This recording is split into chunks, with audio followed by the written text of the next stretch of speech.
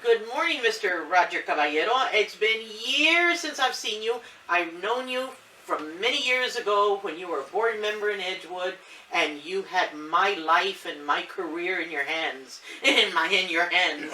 Yeah. You graduated from Kennedy what year? 1974. Oh, you're 74. Yeah, 1974. Okay. And you became a board member in what year? 1990. I served from 1990 to 1996. Okay. Because my next question was, how many years did you serve? But you already answered that, Yes. so that's it. I'm done with questions. I was there for a full term. Back then, the terms were for 6 years. I believe that they had some changes since. Yeah. But no, I was there for 6 years. I was fortunate to be voted in as secretary of the board. So when I left, I was the secretary of the board. Yeah. So it was some good times that we had. I mean, we were able to do some great things in my mind with the system. I mean, it was then. I was part of the board that hired Dolores Munoz, Dr. Munoz. Of course. Jimmy Vasquez had just left. So I wasn't fortunate to work with him, but he left some good things in place, and we were fortunate to continue those. And again, very, very good years, very good memories of serving on the board.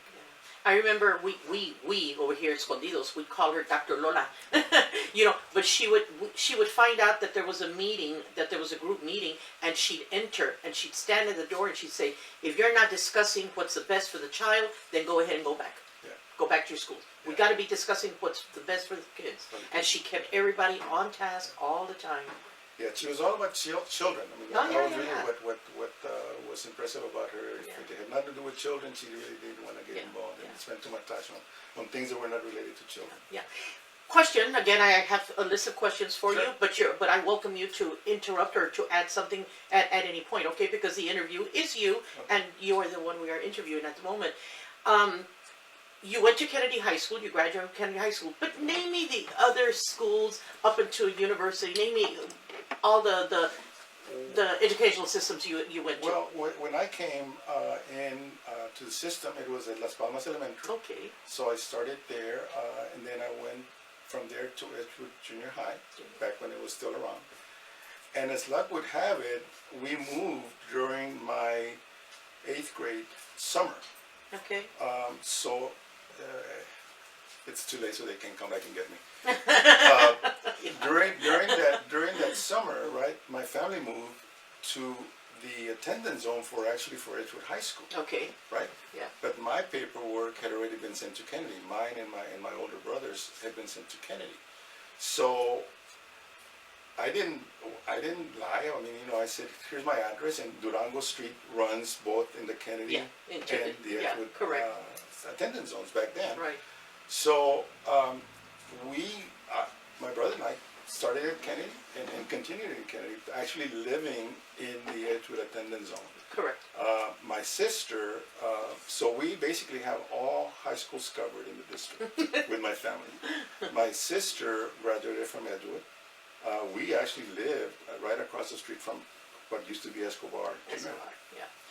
I mean, so you can imagine back then the rivalries and stuff that so we'd have to kind of walk through the Edgewood attendance zone to get to Kennedy. So we survived 4 years living in enemy territory back then. but they were fun years. I mentioned that we covered all schools. Then my other 3 siblings, the younger ones, graduated from Memorial. Yeah. So we have Edgewood, we have Kennedy, Edgewood, and Memorial covered. Yeah. So obviously the district has always been near and dear to my heart, and again enjoyed the whole educational process that I went through in the school district. Once I graduated from Kennedy, I was actually not even supposed to go to college. I mean, I had not taken any of my SATs or any of that stuff to enter college. But fortunately, there was a lady that I wish I could remember her name, because she basically directed me and put me into college. But she worked for Project State. I don't know if you remember that. Yeah, of course I do. So Project State, she worked for them, and I was working back then at what used to be Food City. Remember Food City, the grocery store right there on McMullen? And McMullen. Across from the cemetery. Across from the cemetery. Yeah. So I was there at Food City working. been working there when I was in high school, so I continued there during the summer, and it was doing well. Actually, I remember the marketing manager asking me, "Hey, you know, you could make this a career. You can make good money." And so I was considering that.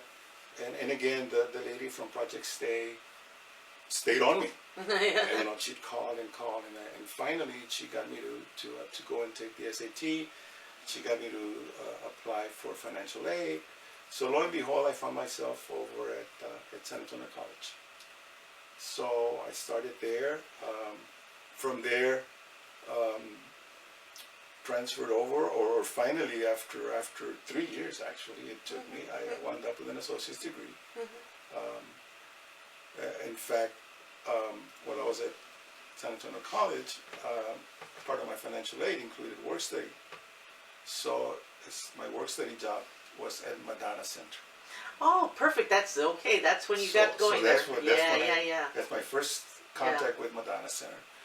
So, while I was at Madonna Center working as a work study, completed finally after 3 years my associate's degree.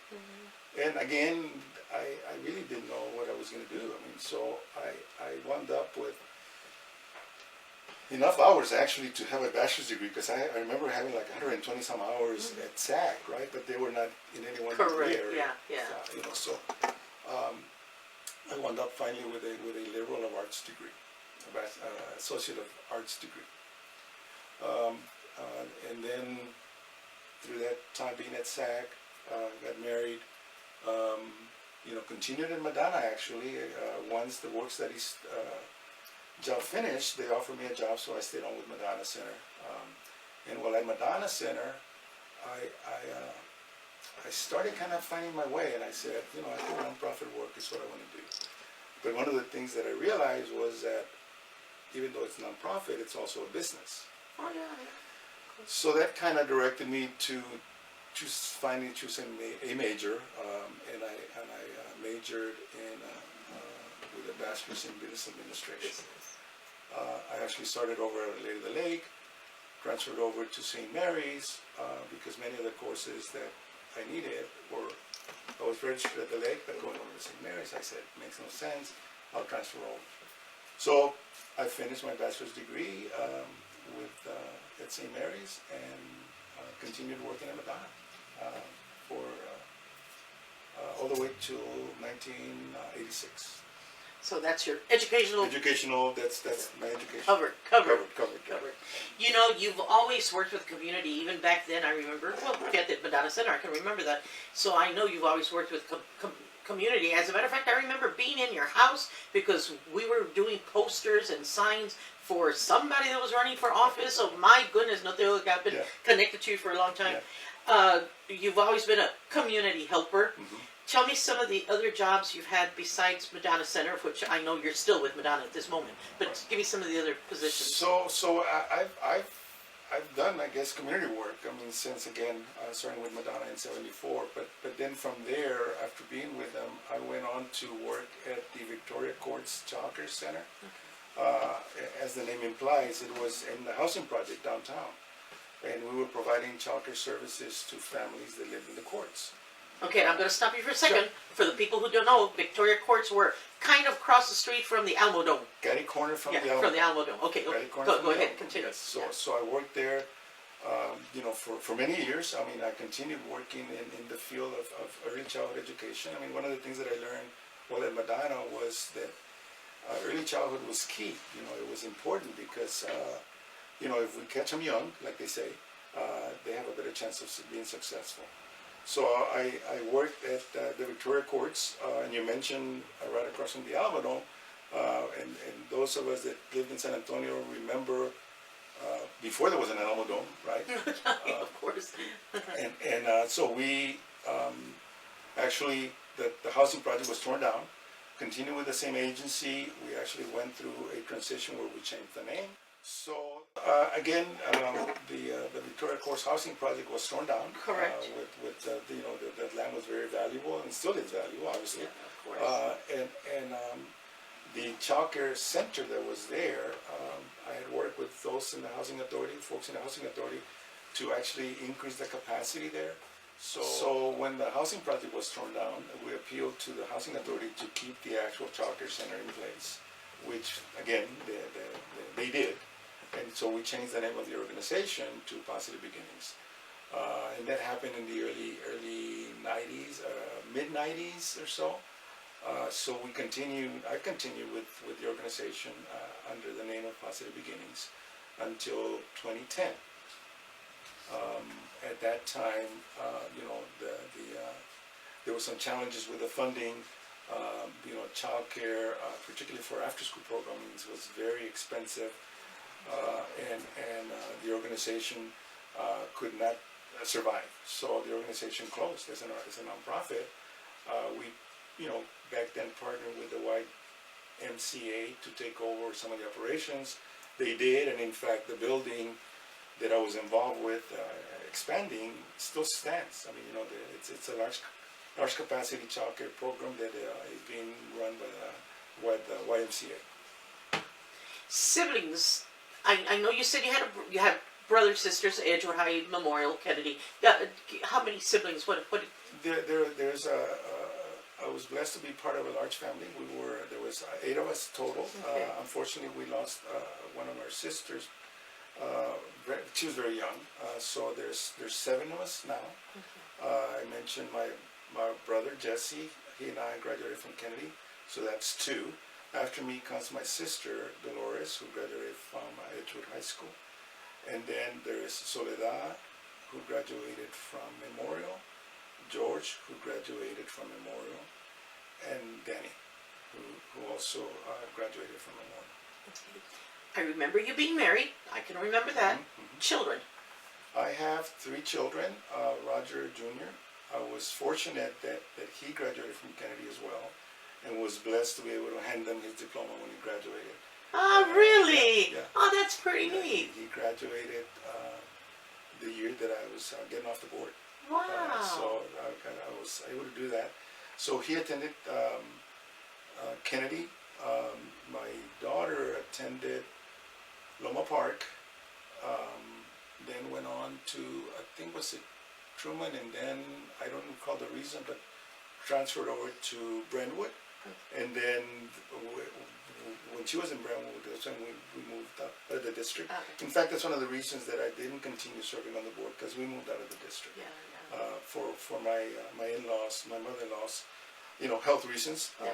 My wife needed to be close to her, so we moved out of the district in 1996. Do you have grandchildren now? I do.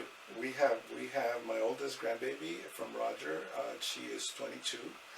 Grandchild is 22. Grandchild is Gee. 22. Ya estoy viejito. Ya está viejito. But we're also blessed to have our newest addition to the family. She just is about 3 weeks old. Oh, brand new So one. we have a brand new one. Yeah. Well, now, because of your connection many years ago, and because you're back at Madonna Center, when I was a child, Mama's house is across the street from Madonna Center. Mm-hmm. As a matter of fact, it's the first house on that block. So we spent, after schools, we spent summers in Madonna Center. I did Mexican dances, and we did cooking classes, and we learned how to play board games, and I learned how to use a pogo stick, and I learned how to roller skate there. As a matter of fact, they used to throw us all in these little vans, little mini buses, I guess, and they would take us to learn how to swim at Elmendorf Lake. There was a small swimming pool just for us there. They took us to the rodeo. They took us to the circus. So my memories of Madonna Center, oh my goodness, the guys even learned how to box, and they joined in on the Golden Gloves back then, the guys. Okay, so there's so many things for the community. We had a big pre-kinder program, daycare there at Madonna. So give our listeners, our viewers, some of the programs that are going on at this moment right now in Madonna. Well, pretty much the same, really. I mean, the community is also, still needs. There's still a need for childcare services. So right now we have our capacity is we are licensed to care for up to 145 children. Not capacity, but our enrollment right now is at about 115 children, and we serve children from as young as 2 months old under a partnership that we have with an early Head Start program. So we serve children from 2 months to 3 years old under our early Head Start program. Then we have a preschool program where we serve children from 3 to 5. And then we have a pretty large after-school program for children from 5 to 12. And the activities you mentioned. Really good. You know, I'm very glad to hear that. No, we still, in fact, Pablo Escamilla, who was our board president a couple of years back, Yeah. you know, kind of championed the program there where we needed to have our children learn how to swim, right? Yeah. So through his leadership, we were able to get the city to sponsor swimming lessons for our children, where we take them to the pool over here by Kennedy High School. Yeah. And we bus them, like you said, get them in our vans. Yeah. We take them over, and we have the pool for just for us, where there's swimming lessons that take place. You know, so that's still going on. Well, I'm so glad to hear that. You Yeah, see, I was yeah. not aware, so I'm glad that our viewers are going to be able to hear it and find out what's still going on. We still do that. Good. We still have, you know, where we take the children on field trips, you know, to the zoo, to the movies during the summer. We implement a play and learn program, right? But it's more learning really, but with an emphasis on play, where we're focusing on STEM activities. You know, we appeal to funders to fund those programs so that our children do not go through that. And you being in education know about the summer slide, where they slide back because they've been away from school for 3 months. So we focus on making sure that they don't go through that slide. That we keep them engaged in activities that deal with education. You know, with math, with science, technology. You know, the arts, you know, so that still goes on. You know, those many of the activities you mentioned. Now we don't have boxing anymore. I don't know that it's politically correct to have it, but you know, we in fact had a program a couple of summers back where the children were doing yoga. Right? Wonderful. We had a yoga instructor come in. They'll breathe and the breathing exercises and the poses and so forth. You know, so just activities that'll benefit the children. Our mission is basically to provide services so the families can either remain self-sufficient or work towards being self-sufficient. We partner with the school district as part of our early Head Start program. You know, we have some children whose parents are finishing high school. You know, so the services are pretty much what you experienced. Well, I'm very glad to hear that. You see, because, you know, I'm still very connected to Edgewood. You know, Mom's house, like I said, still across the street, so I'm still connected. But I was not aware that all this was still going on. So I'm so glad to be talking to you. It still goes on. It still Very goes important. on. Very. And you know, in the community, anyone needing those services, please reach out. You know, contact us, and we'll see about getting you served. We offer some other programs that are new. I mean, you know, we have our newest program is called Dual Generational Program. What that is basically working with the parent and the child, so we can get the parent enrolled in school, whether it's high school, whether it's community college, whether it's even a university, and work with them to make sure that they complete their education while their child is enrolled in our program. Wonderful. And that's funded by the United Way. Yeah. So we have that program that focuses on the well-being of the family. The entire family, yeah. Because I'm a product of Edgewood, because I taught in Edgewood, allow me the opportunity to once again thank you for all the work you have done for our community, for our children, and that you continue to work. So please accept that from me. I appreciate that. Thank you so much for having me. I mean, giving me the opportunity to talk about me, I guess. Well, of course. Well, and the work that you've done, Roger. Yeah. You've worked your entire life, you know, in our community. So I'm giving you an opportunity right now to talk about one thing that you kind of like. Oh, I should have said. Right. Go ahead. Yeah, one of the things I wanted to add is to make sure that the community is aware that we also operate a very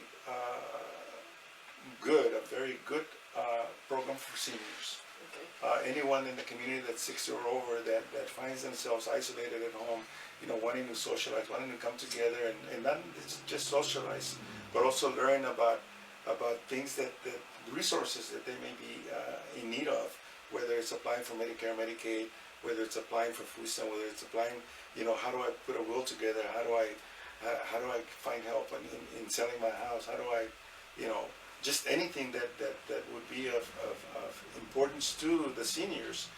We have a very large program where we have them come in from Monday through Friday, and we provide them a breakfast, and we provide them a meal, and then the programming. I mean, the group is again very active and is involved in what it is that they need. We have a senior advisory committee that meets monthly to talk to us about what they need, what they want. Our newest program I'm very excited to talk about is one that is going to include, that's led by the actor Tony Plana. You may have heard of him. He was, way back in the day, was played in the movie An Officer and a Gentleman. Most recently on TV he played, I think, the father in Ugly Betty. So anyway, he's a well-known actor. Anyway, so he's chosen to work with Madonna to implement a program that's called Seniors in Play, and basically what that is we hired two teachers to work with the seniors on not necessarily how to act, but the way he described it was how to tell stories, how to better communicate, how to express yourself, your feelings and stuff. So we're starting that program here in April. So again, that's our newest program for the seniors, along with others. I mean, that's not all that they're going to be doing. Sure. They love bingo, they play loteria, they again. And just the socialization, socialization, mijo. Because when you're locked in your house and you don't communicate with humanity, te se acaban. So just that alone is a blessing for you to offer. Yeah, it really is. I mean, talking about that, I mean, they were really anxious to come on site because during COVID, we couldn't have them. I know it. So, gracias a Dios, that's behind us, hopefully. And they'll be coming on. They are on site now, and will remain there so that we can offer them that opportunity. Roger, thank you again. Thank What you. a pleasure to see you as a grown adult. When I become old, maybe I'll go join y'all for the senior program. Can we get a phone number? Yes, give us a phone number, please. Yes, Madonna Centers. Anyone interested in the services that I talk about, and anyone needing help with anything, if we don't have it in Madonna, we can connect with somebody who can. Our phone number is 210-432-2374. One more time, 210-432-2374. And for those of you who are seeing me, we did 2 back-to-back. So yes, I'm wearing the same clothes. I don't wear the same clothes day after day, okay? Thank you for allowing me to say that, Ivan. Is that uniform? It's my uniform. It's my new uniform. Thank you, Roger. Thank you. Thank you. Thank you for the opportunity. It's a pleasure to see you again. I know. Pretty neat.